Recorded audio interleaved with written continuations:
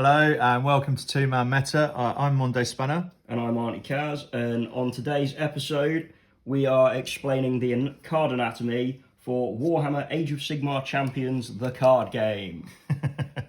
All of the words. It's like the longest name of any card game ever. Okay, so what we're going to do is we're going to go through what the different colours mean on the cards and then what the different symbols mean. And yeah, I think that's about it really. So we're going to start off with looking at the factions. So here are the different factions in the game. You've got Destruction, you've got Order. Oh yes, I remember the name and everything. You've got Chaos and you've got Death. Okay, so what are we saying? So the first thing is the distinction of the colours around the borders is how you tell which faction they are.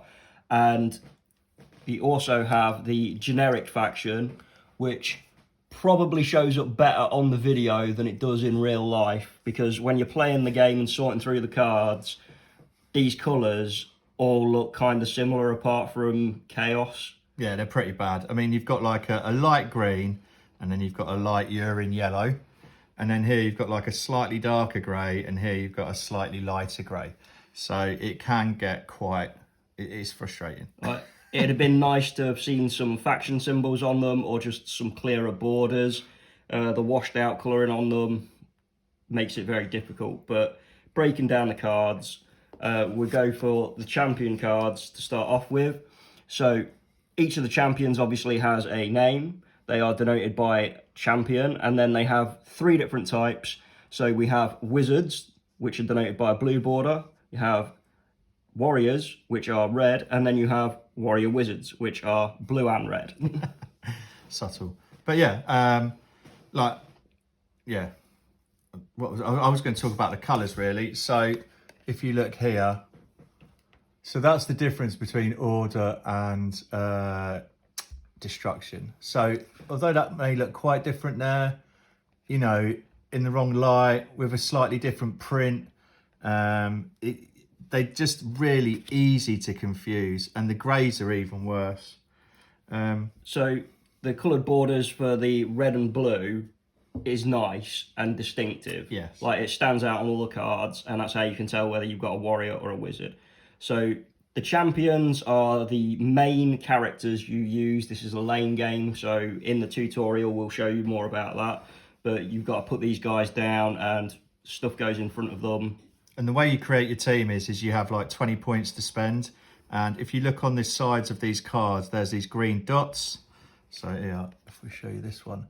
So he's got a green dot, which is 12, which means that he would take up 12 of your 20 points. But he does have a small bonus for that, which is that this kind of like mauvey, purpley, red dot, that's how much health he adds to your overall health. So everybody in the game starts with 30 health. And then you have cards, you have champion cards, which can add to your health. And you can also have cards, champion cards, which subtract from your starting health total.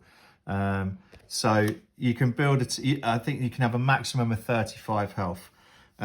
So it's unusual for a card to, or for a set of cards to take up to 35, but the other thing to denote next to all the costs and bonuses is the U on this character. That denotes that he is unique, so you can only have one of him in your champions, whereas any of the others you can have as many as you want. Yeah. So going back down to breaking them down, some of them have, for instance, Stormcast here. This tells you like a sub-faction that he represents, or like a creature type from Magic. So it doesn't come into the game at all for building your decks, but you will find cards that have bonuses for this, or effects that target certain ones. Or for example, here on this guy, you can see here that he's got that Stormcast symbol repeated inside this shield. And we're going to talk about what the shields and the green and the blue symbols mean in a second.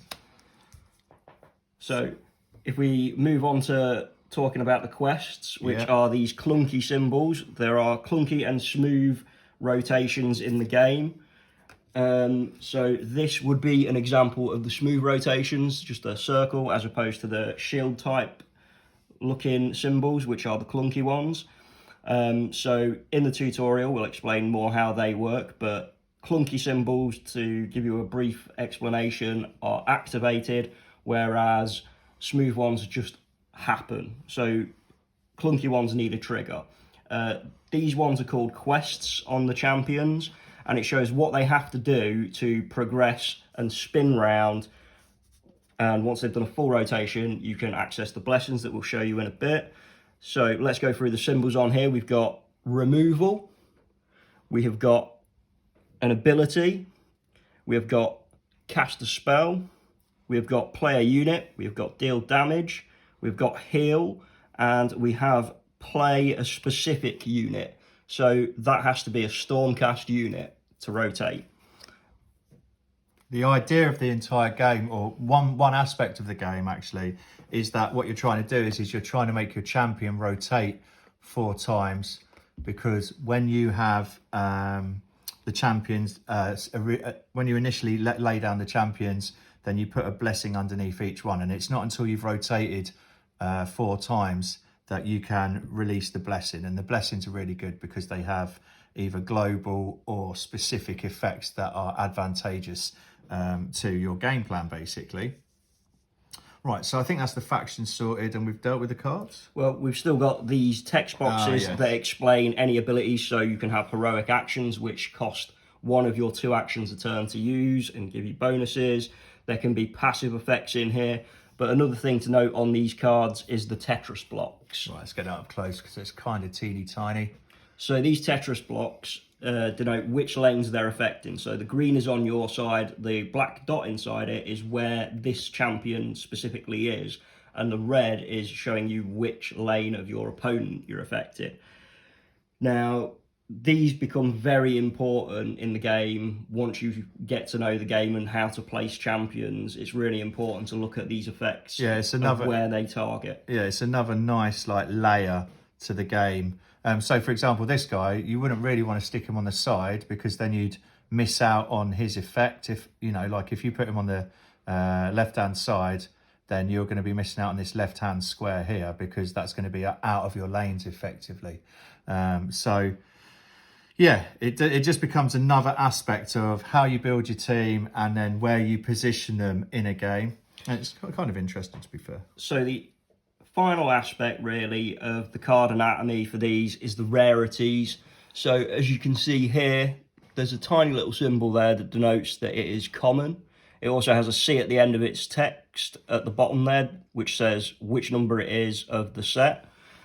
We also have uncommon, when I can find the correct card, which is a diamond with a diamond inside it. And then you have the rare, which is a diamond in a square.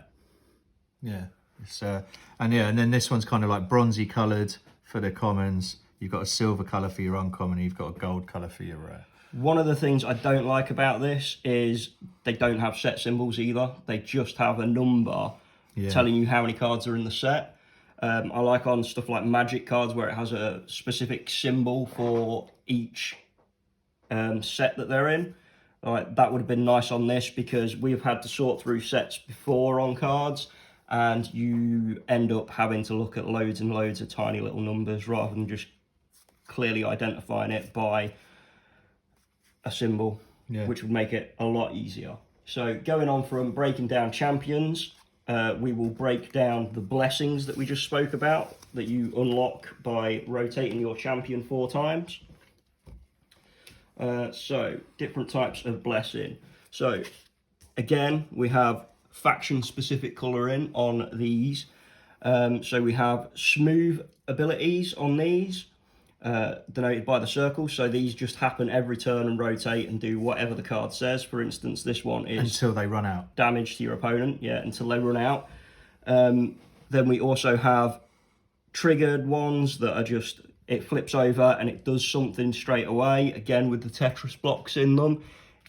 So it shows you where it affects. So this is all of the opponents and all of yours.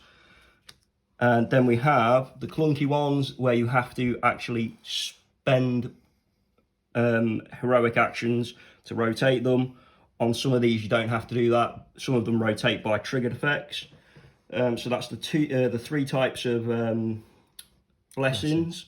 They also, you can tell that they're blessings because they have a blessing symbol, they list blessing, they also list what type of blessing they are, so passive, and then the card text just tells you what that blessing does. Hilariously, all three of these say passive. Yeah. So, but yeah, basically it runs off of the smooth and clunky mechanic, or it's a global effect. Right, okay, cool. So that's our blessings done. Let's have a look at units. Okay, so units and spells. So one thing we forgot to mention with the champions is the difference between warriors and wizards is warriors can cast units and wizards can cast spells. And warrior wizards Can do both. can do both, shockingly. So here are some examples of different types of units. So here is a death unit. It's a clunky unit. And the reason it's clunky is because it wants to stay around, because it says when a highlighted risen unit is removed or exhausted, move it to your hand and rotate this one step forward. So what this allows you to do is when you've got units that would normally rotate and go into your discard pile, instead they rotate to their final rotation and they go back into your hand. And then once one goes back into your hand, this would rotate once. And then when the second one goes into your hand, it would rotate again, and then this would go into a discard pile instead of that unit. Here we've got a destruction one. So you've got what kind of sub-faction it is within the destruction deck, but then also it's got this mechanic here which is called stacking, which we will go into during the how to play video. But basically it makes me sad. Okay, because it's actually really quite a powerful mechanic for the units. But this is a nice smooth one. But here we've got an X in the corner, which means that when it's first put down, it does nothing. Okay, it's got an X in its second corner, so the following turn it's doing nothing, and then it hits for a whopping 8 right at the very end. Now you can get X's on these. What are the other things that you can get on these? You can get zeros and blanks and numbers. So X's don't do anything, so if you like plus the damage, it's not doing anything. But if you've got a 0 or a 1 or even an 8 in this case, the plus would then affect that. The X symbol denotes that it does nothing. So we've also, on the unit cards, got the unit symbol at the top, the red to denote that it can only be played by warriors. So they're nice and straightforward, to be honest. Yeah, and then finally you've got your spells, which can only be deployed by warrior wizards or wizards. And then you can see here that this is quite a nice spell. First turn it comes down, it's going to do 1 damage. The following turn when it you gain 1 health. The second turn you gain a health. The third turn you gain 2 health, and then the fourth turn you gain 3 health. And generally what happens is these symbols here on units, they generally denote damage, but it tells you specifically in the box how it works. This one, for example, specifically says that when you gain the rotation health, okay, whereas this one says can only be deployed onto a stack of 2, and then when you turn it, rend damage to your opponent. So this is 8 rend damage, which is horrific, because it basically means that it ignores any form of defense that your opponent's thrown up. So that's a super sad face right there. Right, okay, last bit. So the final type of cards to show you and break down are abilities. So abilities come in 3 flavors essentially. We have ones that anyone can play, ones that wizards can play. Again, blue borders are very nice to distinguish these, and the red borders for the warriors. So one of the things to note with these is that wizard abilities can't be played when a wizard has a spell out, but warrior abilities can be played when they have a unit out. Yeah. So there are also generic ones of these. So if you can tell by the colour, which is ridiculous to do really. So these are 2 different things, all right? This is a death-specific spell or spell action, wizard action. This is a generic action. So this comes back to what we were talking about earlier on. There is not much difference in the colouring, and that can be quite frustrating when you're building a deck. You will kind of get the hang of knowing which ones are the generic ones that you can put in every deck if you buy a load of the starters, because there's a lot of the same cards in there that show you really easily. So breaking these cards down, we've got an ability symbol at the top to show that it's an ability. It also tells you it's an ability there. Yeah, and it also tells you who can use it. Then you've got the card text, and again, the Tetris blocks that explain where it affects. So this one would be directly across from the champion that does the ability. This one would be any one of your team that is next to the wizard that is deploying this ability. And then this one is any of the highlighted enemy units, which is basically their entire team. This one is quite a cool one.